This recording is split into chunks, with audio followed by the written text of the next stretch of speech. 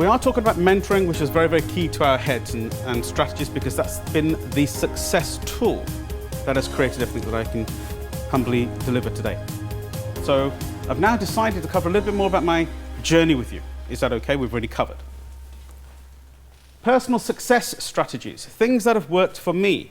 Brief values, beliefs and value systems. Overcoming procrastination. Has anybody here ever procrastinated? Oh, I thought it was just me. Sorry. I feel as though I'm in the right room now. Thank you.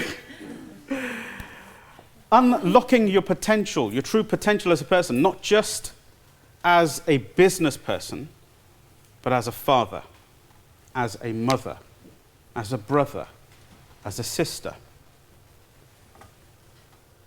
Your relationship with all your staff, with everybody who works in your world.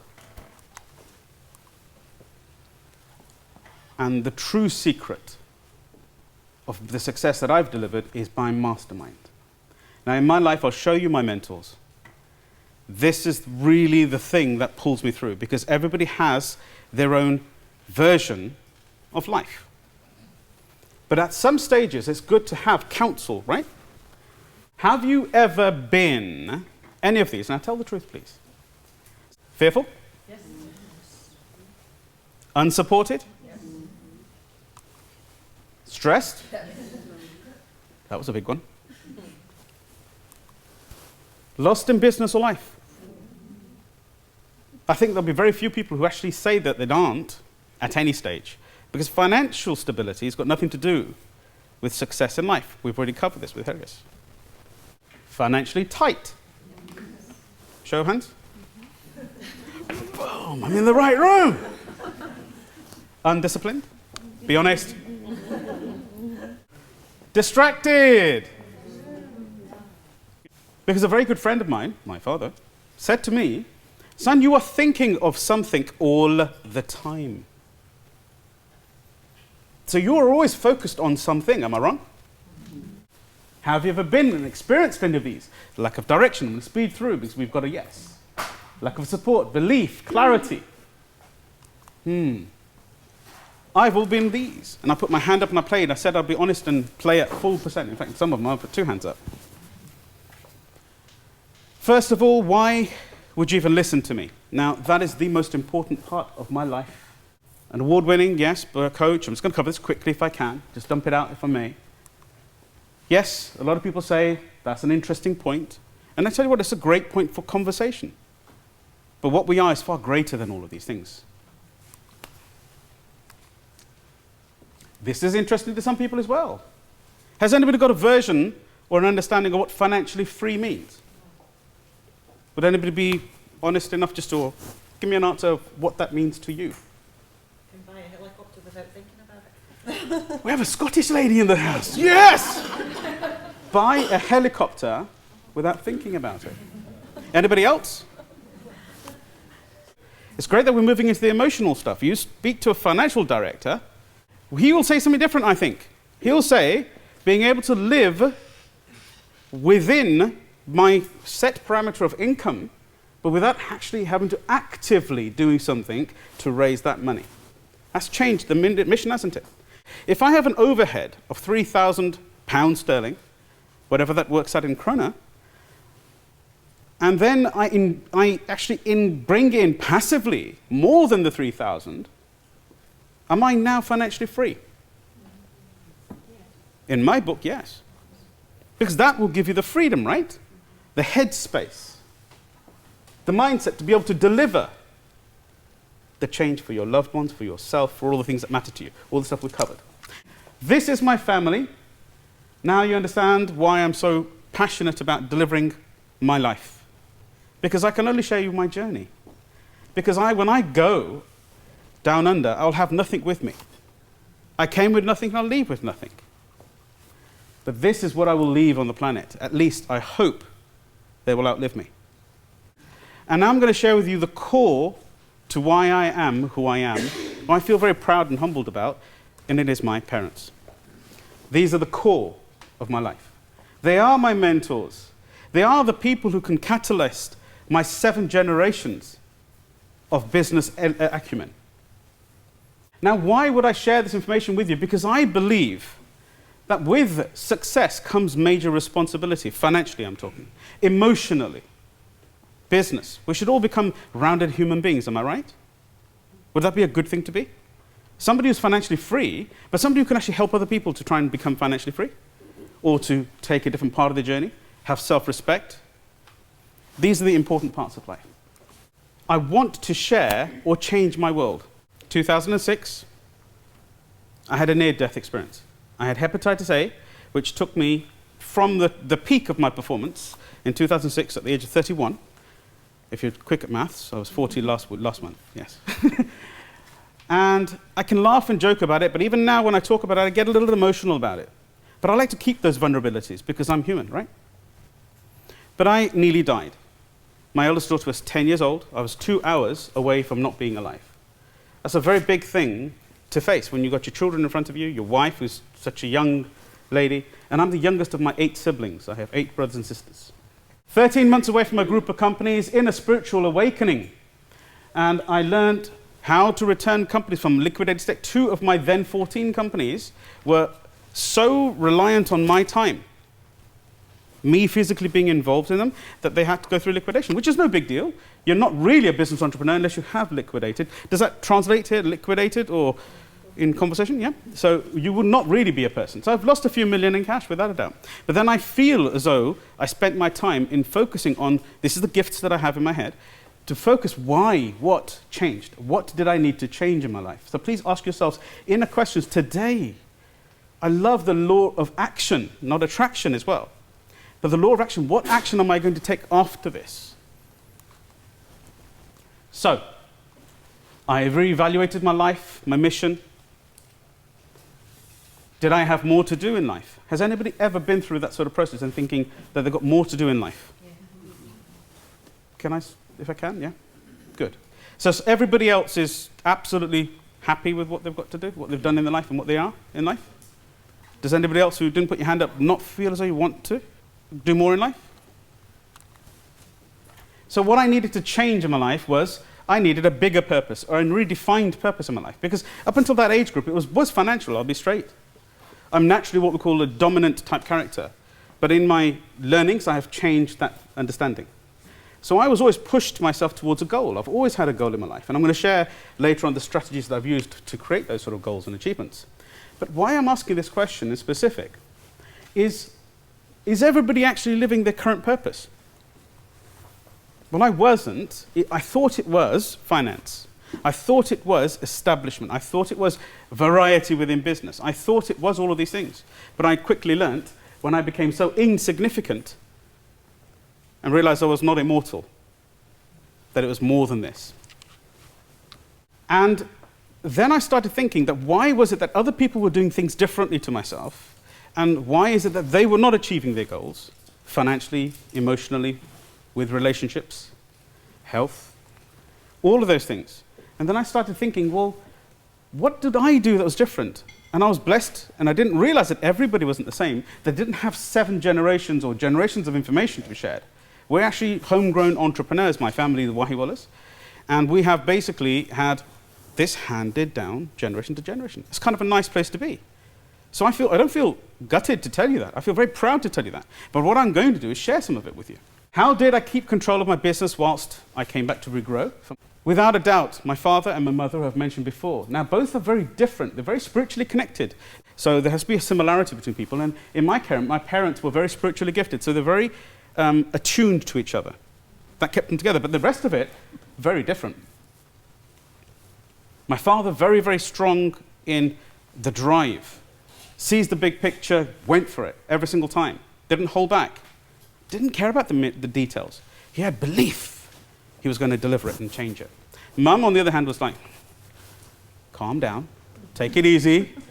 Don't go and buy another 10 properties. You don't want to do that because you might lose money on them. So she won sometimes and he won sometimes. She probably won more. So my father's quote, son, never work with people who haven't lost money, as they may not have the true value of money. That was nice to see some faces tickle over there. Most people say, have you lost money? Oh, I don't want to work with you. Am I right? Yeah. I'll stand the opposite way. I'm your man.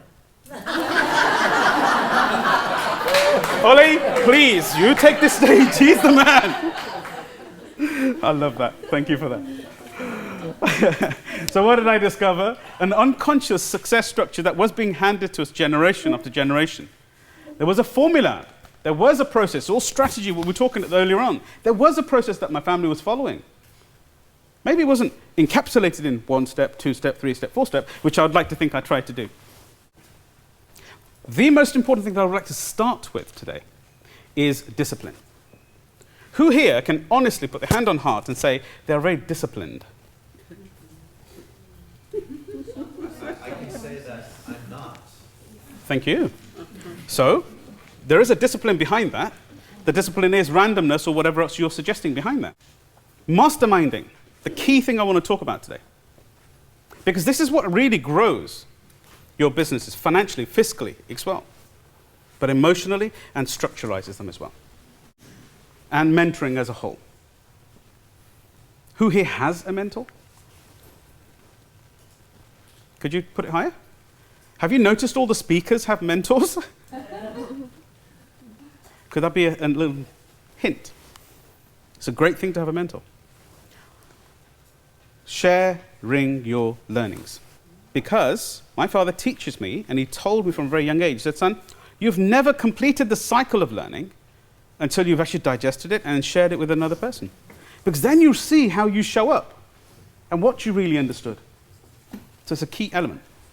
And obviously, reward yourself, but I don't want people spending money before they've got it.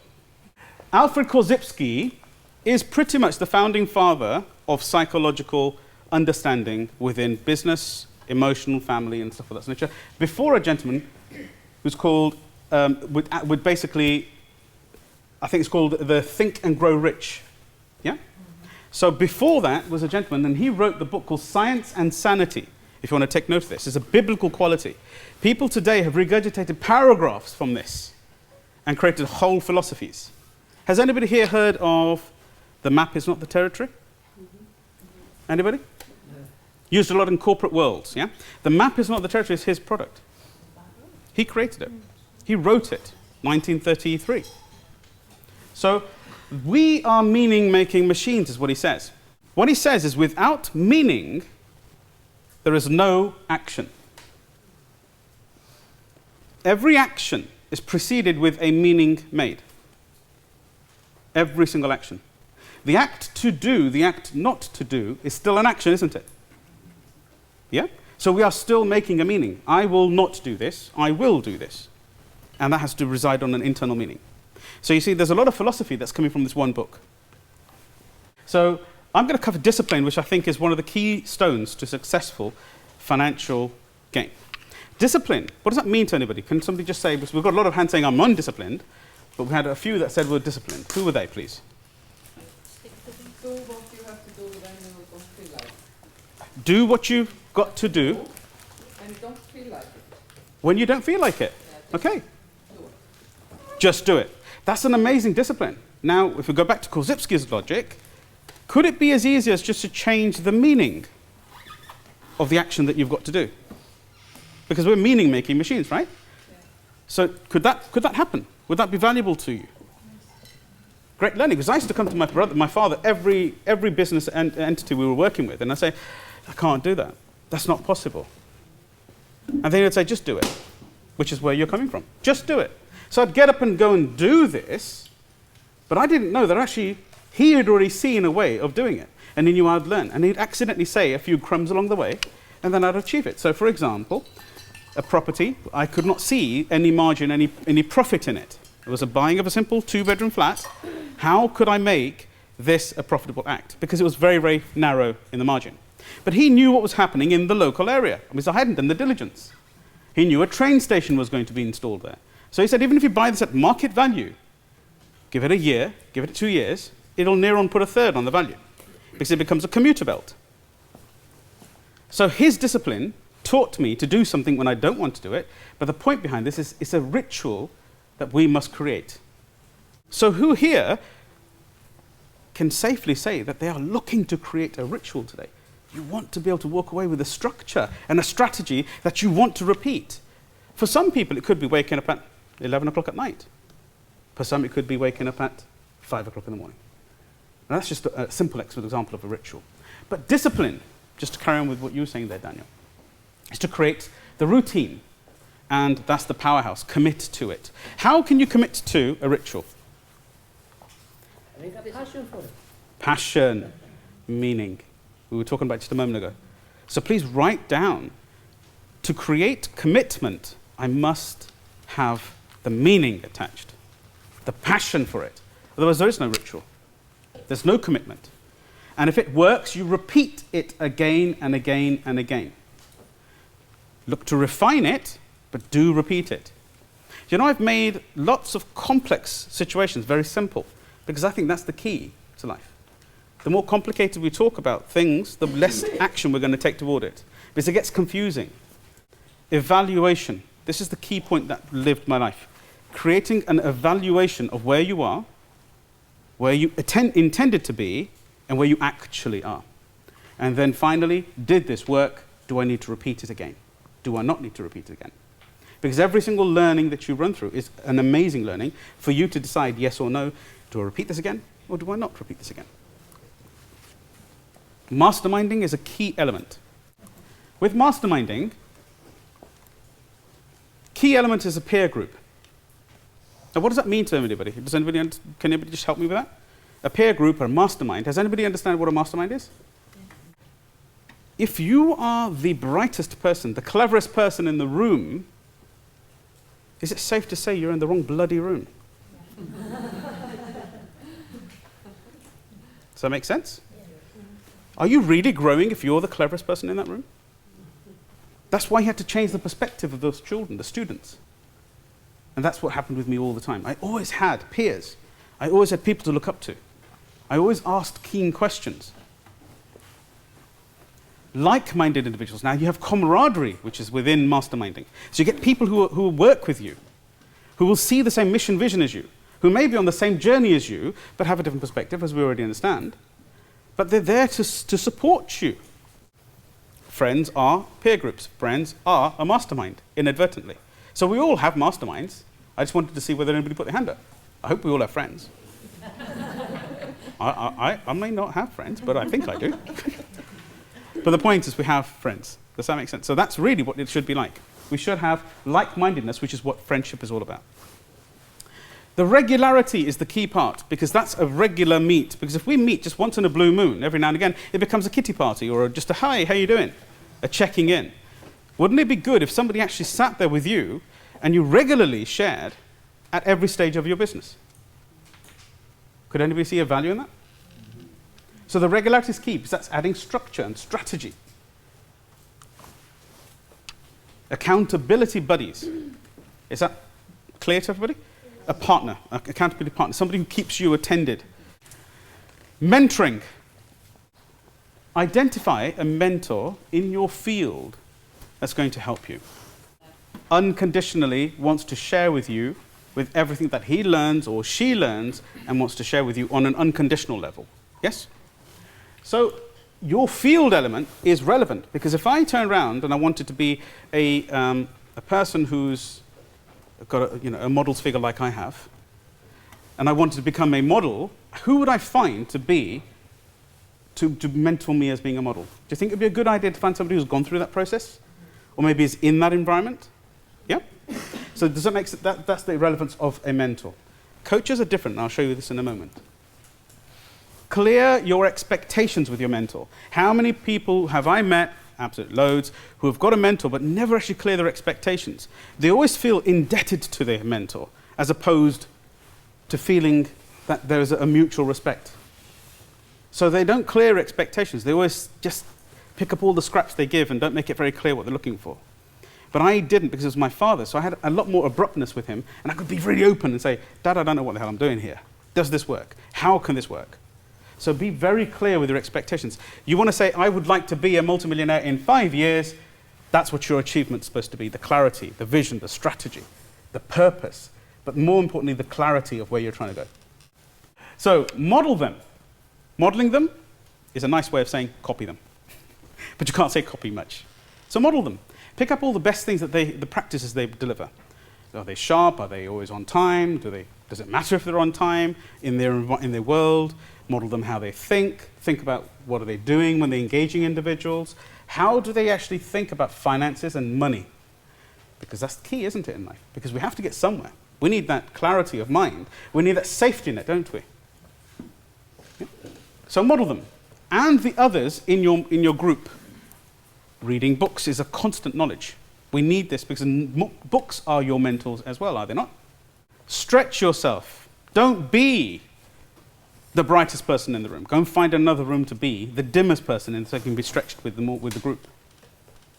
Ensure you've got that connectivity with them. The regularity again. You must meet regularly. Now, it sounds repetition, so it could either be important or I've made a mistake. But the regularity is very key. Always ask good questions. Evaluate your progress with that mentor. I think you'll notice that evaluation is very key. Very, very key. Evaluation. Does anybody know how to evaluate things?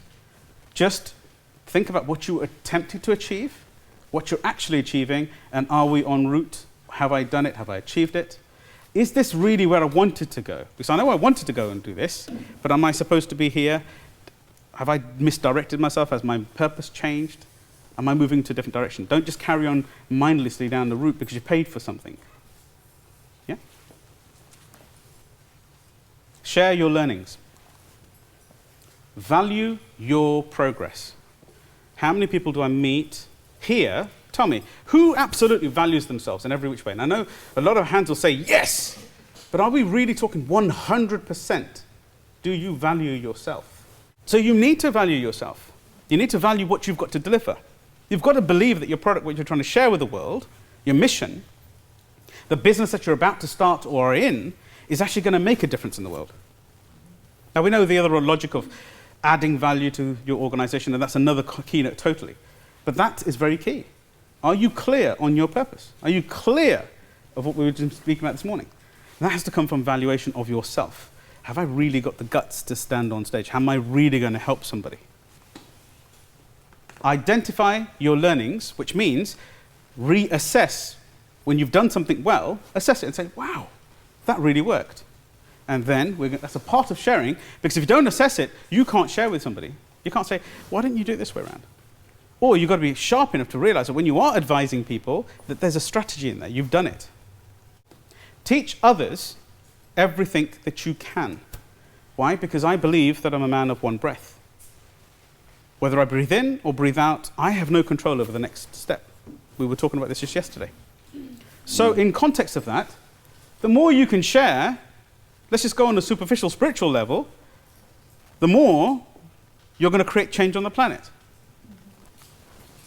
Value yourself and your life and everybody around you. You really need to have them. And I'm pushing really strong on this value. And I'm saying, is he just holding on this point? Have you not realized maybe I've got a commonality with everybody? Everybody has this problem. Everybody has this challenge. The moment I step on top of this stage, gratification, what does that mean? Giving, acknowledging that you are doing some good on the planet. Make it quantifiable. This is a smaller in top-level information, but there's lots more depth in each one of these conversations, and I'm willing to have that conversation with everybody. I'll be humbled, actually. So I'm going to speed up because I've been kicked. Evaluate the process. So the 7 steps, share it. Set smarter goals, so set your goal, basically. Discipline yourself to achieve the goal. Find model discipline from other people who have actually achieved where you want to go.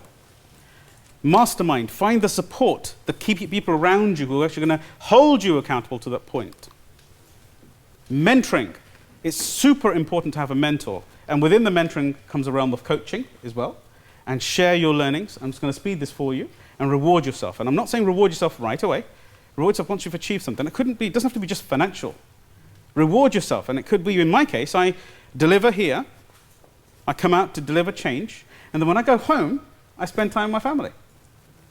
What is the difference of having a coach and a mentor? So a coach, in theory, could be pushing you, and a mentor could be lifting you. So the power of a coach, usually technically skilled, motivated, does not need any industry knowledge, disciplined, obviously, structured. Now, why do I say it doesn't need any industry knowledge? Because a coach can be a mindset coach, somebody who just gets, I could help I'm sure you would agree, I could probably help a sports person. I work hard on this physique, But I could, mentally. I couldn't be his mentor, because I don't live that dream. I'm not where he wants to be. But I could probably change his mindset to achieve himself, right? So there's the skill. I don't have to have industry knowledge. But I need to be disciplined, structured, and I need to be a peak performance trained individual, pushing people to the best of their potential. Limitations relies on your knowledge. In some cases, I would rely on his knowledge or her knowledge to invite them in their sports, and the ability to take action. Lack of experience in the thing, in the line of work, may take longer to get your business goals. May take longer. Not yes, it will take longer. It may take longer to get your business goals because they've possibly not been there. Yeah. So no relevant tips. Sorry, did everybody get that? Yeah. Tried and tested methods. Then the mentor comes in. A mentor is someone who is industry knowledge. Remember, specific in your line. Experienced, accomplished, inspirational. Somebody who inspires you to create the change, not forces you or pushes you. A lot of mentors tend to be very abrupt as well. Tried and tested, very key. So they have to be living where you want to be or achieved what you wanted to achieve. Key difference between a mentor? Trusted. The challenge of a mentor, active in their own business possibly, so they have less time. Not always driven for your success because they're busy doing their own. A lot of people who've worked with mentors, that can happen. They may hold key strategies back because they're still using them. They don't want another competitor. Yeah? Not the best communicators. There might be somebody who says, you want to do it. Not, see you later. Not like a coach who tries to get you to do it. So what if you get both in the same program? This is what I just want to cover, if it's okay. I'm going to show you that you should ask for what you want in life. My mission statement is to create change on this planet, so I need to ask you to take your own journey. So you can get a win-win situation. My mission in life is to inspire and create change in the worlds of others. And I mean that genuinely. So the question always arises that, how can I do more? This is a lady called Edith Cavell, who saved over 200 lives in World War II, during the time when she actually she got killed, she got hung for it herself, but she put her time out and got people out of a concentration camp and helped people. Edith Cavell says, I can do more. She's a nurse. She was.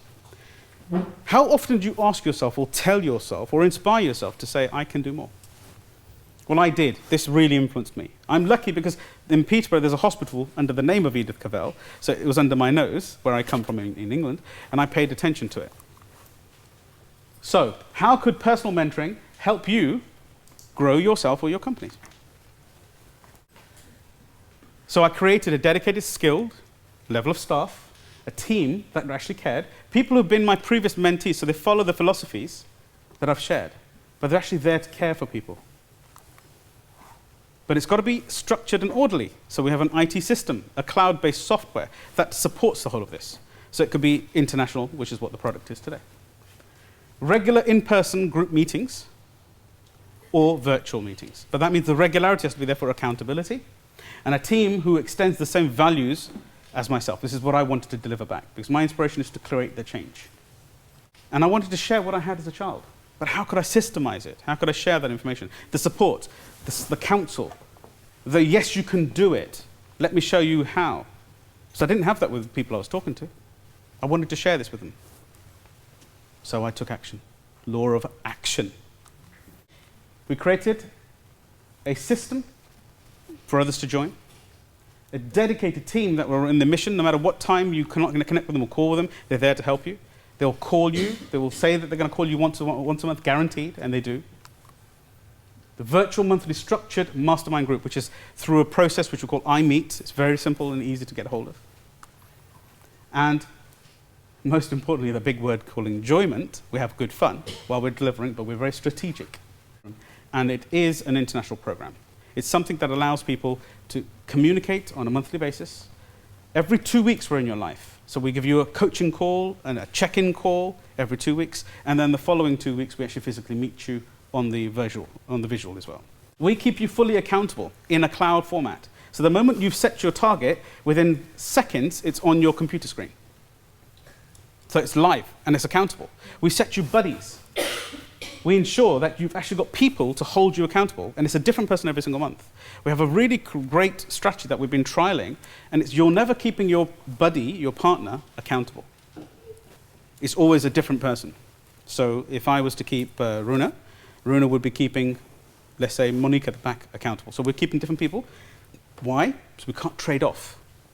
I am involved in every single delivery. Currently, I've sold 3 of my companies. I run currently 12 organizations and companies, but I still stand here talking to you because obviously it's the team. We were talking about it earlier on. I have a beautiful team, and I care and love for every one of them. But what I will absolutely commit to is being in that room. Would anybody like me to be in that room? Could you see any value in me helping somebody? What I'd like to do is just take you through the journey. So I can talk about the strategies, but I can just say, hang on, let me take you for a ride. Let's make this work. Pretty much I'm done. I know I'm overrun. My apologies. Any questions? Feel free.